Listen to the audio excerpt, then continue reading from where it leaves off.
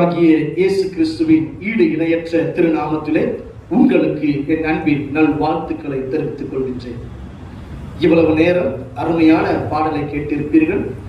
நிச்சயமாகவே கர்த்தர் உங்களை ஆசீர்வதித்திருப்பார். இப்பொழுது கர்த்தருடைய வார்த்தையை சில நிமிடங்கள் நாம் தியானிப்போம். பிரசங்கியின் புஸ்தகம் 9வது அதிகாரம் 10ஆம் வசனம். செய்யும்படி உன் கைக்கு நேரிடுவது எதுவோ அதை உன் பலத்தோடு செய். எனக்கு அருமையான தேவஜனமே, நாம் உயிரோடு இருக்கிற காலம் வரைக்கும் தான் நாம் நல்ல காரியங்களை செய்ய முடியும். நாம் மரித்த பிறகு எதை செய்யலாம் என்று நினைத்தாலும் செய்ய முடியாது.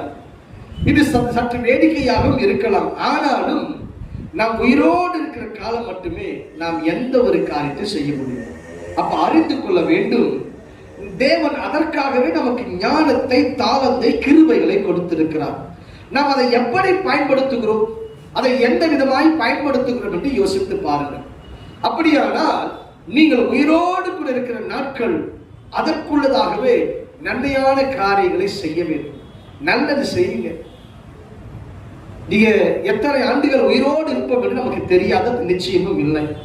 ஆனால் அறிந்து கொள்ள வேண்டும், இரவு கண்ணை மூடுகிறவன் காலையில் கண் திறப்பது இல்லை. அப்ப என்ன நாம் அறிந்து கொள்ள வேண்டும், நம்மால் முடிந்த நன்மையான காரியங்களை நாம் செய்ய வேண்டும். முதலாவது வீட்டில் துவங்குங்கள். வீட்டிலே அந்த காரியத்தை துவங்கி செய்யுங்கள். வீட்டில் யாருக்கு கோபமா இருக்காதீங்க, சமாதானமாய் பேசுங்க. யாருக்கு சண்டை போடாதீங்க, சமாதானமா இருங்க.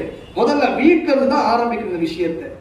இதை நாம் கடைபிடிக்க எல்லா இடங்களிலும் நம்ம இப்படியாய் நடக்கும் பொழுது நல்ல காரியங்களை செய்கிறவர்களாய் நாம் இருப்போம். எனக்கு அருமையான தேவ ஜனமே, தேவன் ஒருவேளை தாழ்ந்துகளை கொடுத்திருக்கலாம், கிருபைகளை கொடுத்திருக்கலாம்.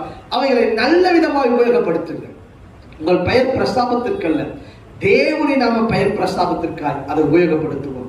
நல்ல விஷயங்களை நாம் செய்வோம். வேதம் சொல்லுகிறது, அப்போஸ்தலர் 10வது அதிகாரம் 38ஆம் வசனம், தேவன் நன்மை செய்கிறவராய் சுற்றி திரிந்தார். அவரே நன்மை செய்கிறவராய் சுற்றி திரிந்த பொழுது நாம் நன்மை செய்கிறவர்களாய், நல்லது செய்கிறவர்களாய் காணப்படுவோம். நான் ஜெபிக்கட்டுமா? மகா இரக்கமும் கிருபையும் நிறைந்த எங்கள் நல்ல ஆண்டவரே, உம்மை நாங்கள் துதிக்கிறோம், ஸ்தோத்தரிக்கிறோம். இந்த சத்தத்தை கேட்டு என்னோடு கூட இந்த ஜபத்தில் இணைந்திருக்கிற ஒவ்வொரு பிள்ளைகளுக்காக ஜெபிக்கிறேன் சுவாமி.